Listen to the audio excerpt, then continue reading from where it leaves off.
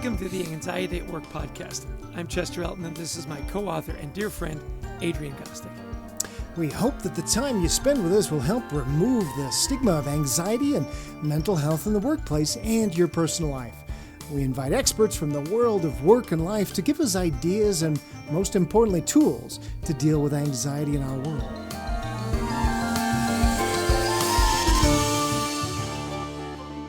And we want to give a special shout out to our sponsor, Life Guides. You know, Life Guides is a peer-to-peer community that helps people navigate through their day-to-day stressors by providing a place of empathy, listening, wisdom, and support with a guide who has walked in your shoes, experiencing the same challenges or life experiences that you have. Kind of cool as you navigate through an anxious life, but better way to have a guide, right?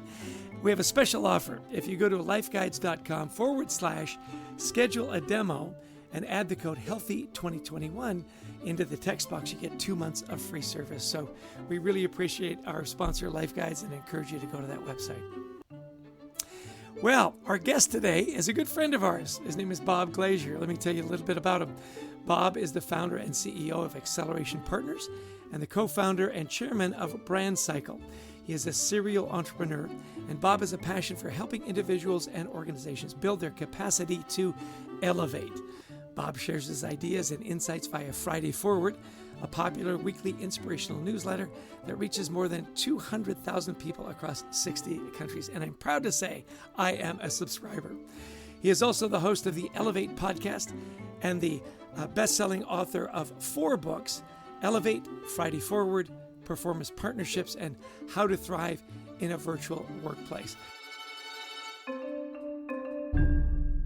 Welcome to the show, Bob. We're delighted to have you here. Chester, thanks for having me, and it's good to see you both again. I guess this is seeing for now. You got That's it. right. That's right. And we are big fans of your Friday Forward column, as Chester mentioned. And I've noticed lately you've been writing a lot about overload. That's why we wanted to have you on. You're a big fan of talking about people taking care of themselves, especially leaders. Like, you know, you talked recently about many of us like circus performers with all these plates in the air, but we don't want to say no to anything. So walk us through that a little bit. Yeah, look, this is an interesting time. It's like nothing that I've ever had to lead through, because in the past, when there was anxiety at work or stress around something, we could locate an issue in the workplace or something that we were doing, right? It was, oh, we're onboarding too many client accounts at once, so let's get a client account onboarding. Or we have too many quarterly reports due at once, and that's creating a lot of stress. Let's add a resource to do the quarterly reports. There was always something we could point to where there was a cause and effect in the business that was causing it, right? And I think what changed, in the last year was that the stress was being brought from outside work into work, and one of the ways I explained it, I think if people hit their stress threshold, maybe at an index, and I'm just making up numbers now, but at an index of, 75 previously, what we noticed towards the end of 2020, in 21 was like, they were just hitting it at like 30 or 40, and that's where their alarm was going off. And entirely new set of challenges for a business leader, because understanding that there are real things going on in the world that are creating a lot of stress and anxiety, but at the same time, you have a business to run. And obviously we all don't have the best, 95% margins, where if the answer was just to cut everyone's workload in half, that we could support doing that. So it's been really tricky to figure out, again, what's the source? Is it a work problem? Is it an outside of work problem? How do we give the space? I mean, there were a lot of months in last year where there were no good answers. I've got clients asking me for X, Y, and Z. I've got preschool going on, right behind me with my 3 kids. My husband lost his job. Like, there's no like timeout button that was just gonna work for everyone. So I think that's been a really interesting challenge. I think the mental health is certainly on every leader or CEO's top 5 list now, and it's a new responsibility with that, and if we're playing it forward, that doesn't take any other responsibilities off of their plate. I like what you said. There are no good answers, because there are so many stressors. There's so many things that are contributing. It's not like like you said, you've got this Yeah. patent one answer fits all. You've also written a lot about remote work. So what have you learned about those of us that are managing remote workers or working remotely ourselves to help us really thrive and, your favorite word, to elevate the work we're doing? Yeah, well, I'll go back. So one of my closest mentors, he's interesting. He's antagonistic about this. He doesn't believe in stress. He says any conference, he says to someone, I'll give you $10,000 if you can go out of this room and come back in an hour with a can of stress, a bottle of stress. Find me stress, somewhere. And his point is that it is an actual internal reaction that our body creates, and it is triggered for a whole bunch of things, right? Someone might be stressed that they can't find food that day, and someone might be stressed because, they're juggling their 3 multi-million-dollar mansions and it's overwhelming, right? They actually might be having the same physiological reaction, which is an old school fight or flight mechanism, but they're just using it in different ways. So I do think that is important because it ties into the remote work and understanding that, like, we are ultimately what determines whether our fight or flight mechanism, it's not the objective severity of the situation. I've talked to experts on stress and stuff, and they say, look, it's you could trigger the same fight or flight because you're really in danger, or you just can't let something go or are focusing on it. So, one thing I noticed during the pandemic that was interesting was that, you had some people that were really in trouble, right? They had lost their job, they had lost their home, the virus was threatening them. And then you had some other people for whom that wasn't the case, but they were watching these stories on the news 5 hours a day, and it was producing the same response. And I think they had a hard time delineating between the fact that, I have a job, I have food over my head, I am safe, I am not sick, but it was producing maybe even a worse response than the person who actually had to deal with these issues might have actually been using their fight or flight, in a different way. So how this applies to long-winded answer, but how it, I think, applies to remote work is, what's been very clear is the need for boundaries. And what creates stress in remote work situations is not having those boundaries, not be able to create clear separation. That if you're working from your home, then how do you separate your sort of Clark Kent and Superman, personalities and have your work time and have your personal time? You've talked about before those boundaries, creating rituals. Yeah. Do you want to expand on that a little bit? Like, you said that separation. So how do you create those rituals where you have separation? Some leaders have said, look, you never have a 60-minute meeting. You have a 50-minute meeting. You never have a 30-minute meeting. You have a 25-minute meeting. Yeah. Give yourself that. What are some of the tactics and strategies you've used to create those boundaries? So first, we encourage people to get up with a dedicated kind of quiet space. This is the best practice in general, but at night, your phone should be out of your bedroom. It should be downstairs. It should be away from you, an hour before you go to bed, an hour before you get up. There's a lot of data on that. It causes anxiety, even if it's in the room, and you don't hear it and it's on vibrate. I just like the need that, there could be something there that I need to answer. So you remove that. We're not commuting anymore, and while I think a lot of us don't miss the traffic and the congestion, there was something ritualistic to the commute, right? I think people you need to not jump out of bed and turn on your computer and be like, it's like being sucked into the office in your pajamas, right? So you need that morning routine, you need that sort of wind up before you walk into the office, and then you need that kind of virtual commute at the end of the day too, and not schedule yourself to 6 o'clock. If your dinner is at 6 o'clock, schedule yourself to 5:30, and then take a walk or exercise or do yoga or listen to a podcast or something that creates that separation. So I think getting these social cues of this is my time and this is work time and these are transition times, I think are important in that. I did a session a week ago or so, and with some leaders, and one thing I talked about was, quit sending these weekend emails, because you think, no, that's how I work. My people know that. You send it out on Saturday, and what's everybody thinking about from Saturday through Monday is that email that the boss sent. Yeah, so you should not start emails after hours, but I have the world's best solution to this, which is also in the book. So as the CEO, right, my email gets crowded towards Friday. I actually like my quiet cup of coffee on a Saturday morning before anyone's up, and I go clean out my inbox and delete stuff, and I respond to some things. Now, I understand that as a CEO, when people get those emails, then they're inclined to respond to me. So I heard a tip years ago, and this is what I do.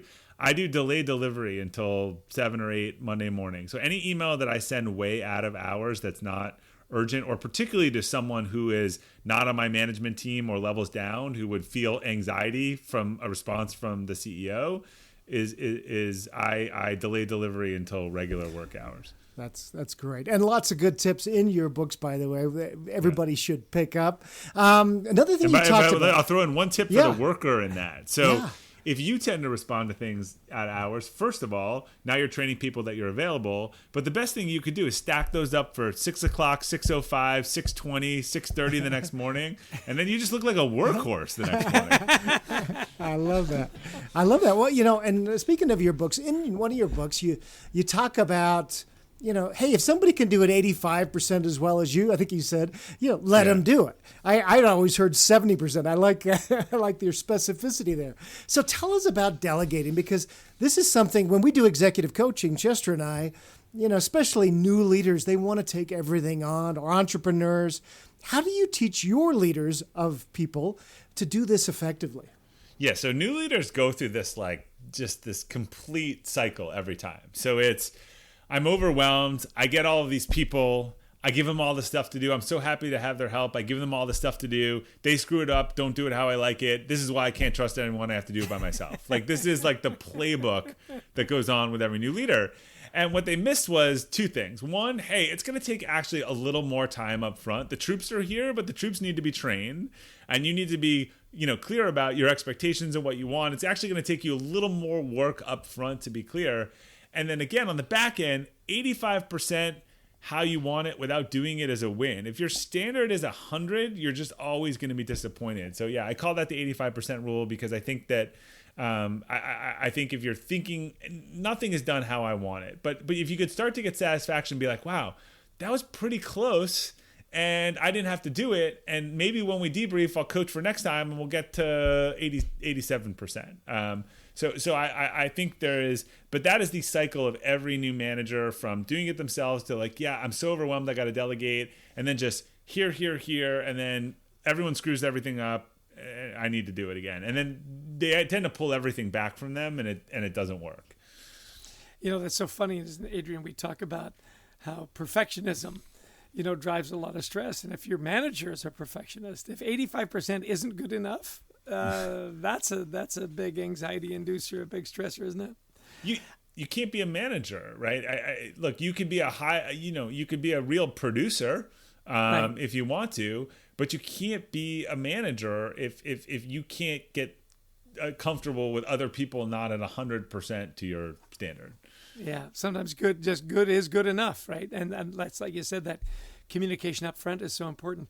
I love that you talk so much about positive intent in your work. Talk about how that attitude and that culture of positive intent helps you with mental health and building that culture where people feel more at ease and less stressed. Yeah, look, if you look for a rabbit all day, you'll see rabbits, right? So I think that, let me be clear. Positive intent does not mean unbridled optimism, right, around everything. It just means that, bad things are going to happen to me. I know some people, won't name their names, maybe some family members, who are vicarious hypochondriacs. And we joke as a kid, the broken clock is right twice a day. Eventually someone's going to have this thing that people are worried about them having all the time, right? It's just no way to live. Someone recently explained to me, if you're always living in fear, you basically go through the trauma twice of expecting the bad thing to happen all the time and then it happening. So positive intent is look, even if it doesn't seem, I'm not going to walk around, and be an idiot and be naive around things, but I'm going to carry positive intent in. I'm going to assume positive intent. I will find out that there wasn't some, in some case, or someone did something wrong, but then I'll sort of deal with it and move on. But I won't then go walk around with being again, fight or flight. You're using your on guard mechanism all day long. It's exhausting. It's exhausting to you, rather than assuming that people are not out to get you. So how did you teach yourself that, Bob?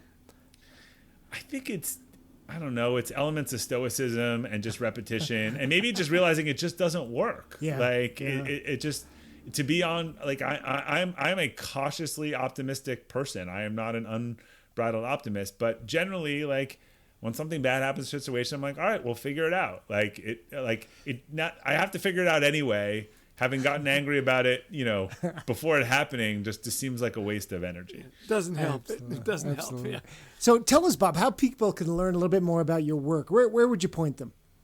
Yeah, I have everything's kind of integrated now at robertglazer.com, glazer.com. They can get the books, podcast, Friday Forward. Everything is all on that site. Yeah, and you guys call him Robert. We call him Bob because we're close. Yeah, you can do that. Hey, I've got a quick question for you, though, and I love asking authors. You've written several books now. Which one's your favorite? Elevate was the most struggle. So I think for me is probably writing the first book, this is like your kids. This is hard. Right. They each have a different, right. But I think Elevate really was a kind of 3-year struggle. It was actually, I started writing it as the book that became Friday Forward. I rewrote it. And I think it was a sort of personal and professional, breakthrough. So I'd have to go with that one. Well, it's mine too, just so you know. Thank you. So I picked the right one. Well, you That's picked the good. one that I like the best. Yeah, great. That's Go great. ahead. Now, let me ask you one. One of the things you wrote about is ditching the armor, and I just love that analogy because we talk about leaders becoming a little bit more vulnerable. That this myth of the flawless leader has to go away, and that carrying around this body armor, you say, creates this unnecessary psychological fatigue. So walk us through that concept and how we can maybe change. Yeah, so that Friday Forward came out of a conversation I listened to between Tim Ferriss and Brene Brown. It was really interesting, and she was talking about, and I think we can all see this in our lives, like a lot of us have, early experiences, either life or work or traumatic or experiences where we build up a defense mechanism. And that defense mechanism serves us really well for a long point of time, and that's our armor. But then at some point, it just doesn't, but we don't know how to get rid of it or take it off. And it goes from protection to being really heavy. And look, I think this is having people in your life that challenge you on that. So 6 months ago, I had just gone through sort of an event and with my business, and I was on with a coach that I've worked with, who's I've had him on the podcast, Philip McKernan. He's this guy he's on clarity, and he's kind of like a clairvoyant. And he said, "So what's going on?" I told him where my head was at and what was going on and what I was thinking about, and he's like, seems like a great story you've been telling yourself, but I just don't think it's true. And if you know Philip, this is just what he does. And I thought about that for about the next 10 hours, and I was like, he's totally right. Like, I've made up this narrative and it works, but it's not true. It was kind of one of this case of this body armor that it actually served me really well. And I just didn't want to take it off. And I had come up with all kinds of reasons outside of it. So I actually called them back and we had a discussion, and I was like, thank you for saying that. But it is, if you don't have those people in your, yes, there's being vulnerable, but you also need those people in your life that will ask you those tough questions, or, will challenge you on that. Because a lot of times, I always say I'm good at being that person for other people. They know they don't come to me. My kids don't come to me for what they want to hear. They know I'm going to tell them the truth. That's why there's 5 people, or my wife sometimes, if you want people to just give you the answer you wanted to hear, I can give you the 5 people that'd be happy to do that. But this notion of, I think Adam Grant talked about it on a challenge network. Like, who are people that really, challenge you and push you, and I remember him saying that, and he's like, I heard you, and I just don't think a piece of that is true. And it's pretty funny. You say often, and you write about it a lot, that most of us are living below our potential. Yeah. So how do we get up to that potential? What are some of the things you counsel people so that we can live to our potential or even over our potential? Yeah, and I think some of the root cause of that, Chester, is that we're not clear on what we want, right? And we're focused on other people's definition of success, and it's not really what we want. So we're not kind of working towards it. And the most fundamental thing, I talked about this until Elevate about finding your core values. It actually wasn't until 2 years later where I released the course on discovering your personal core values, where I really took a methodology that I had developed and that we worked with all of our leaders that I thought was transferable. But I think when you understand your core values, you understand what you want, you pick your goals. That is the key to then start saying, okay, I know what I want, so now I want to make sure that I get it. And it almost makes you much more likely to start, if you think about the elements of capacity and Elevate, like once I have the goals, then I'm much more disciplined about going for them. I know why I want them. My health is more relevant to me. And I start thinking about the people that are going to like get me there and the people that aren't going to get me there. And I make those difficult decisions. Very cool. Just really quick, Adrian, because I know we're up to time here, but we've been talking a lot with Curtis Martin, in these Monday morning calls we have with Marshall Goldsmith.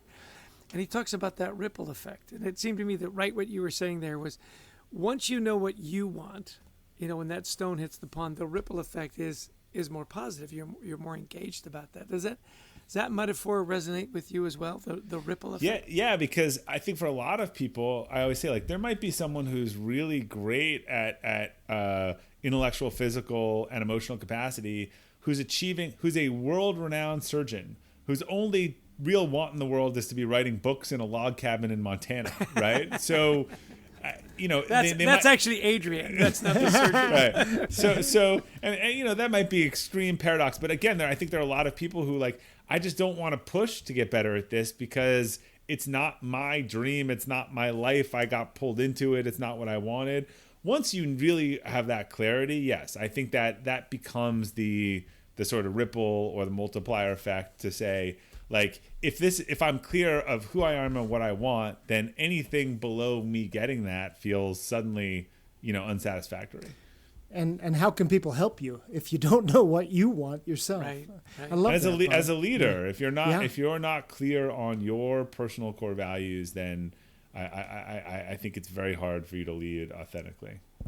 It's been such a great discussion, Bob, and we again encourage everybody to check out Friday Forward, check out one of your books. So as we close, what one or two things would you like listeners, leaders who are listening to take away from our discussion today, Bob? What would you say, these are the things that if I was training somebody new as a leader, I would want them to know these couple of things? Yeah, I think for where we are today in the workplace, I think everyone, needs to take a big step back. And there's this great resignation going on right now where everyone's changing jobs or thinking that, the grass is greener on the other side of the fence, which I think we're going to see in 3 to 6 months that that's probably not the case. I saw one study that came out. I don't believe that 90% of people were looking for new jobs. Almost by itself, that indicates that that's ridiculous because that believes that everyone believes that what everyone else is doing is easier and less stressful and otherwise. So yeah, I just want to say that sounds like a great story. I just don't think it's true. Yes. So I think that we need to take a step back, figure out what it is that we need, not rush into a new job or just thinking that change is going to provide less stress and less anxiety. And if we need some time off, let's take some time off. Let's communicate that both as leaders, as employees, and try to understand where we've been and where we need to go, because this has been an extraordinary time. But again, I think just changing everything, I think that feels like a Band-Aid. I just see. I mean, you guys are on LinkedIn.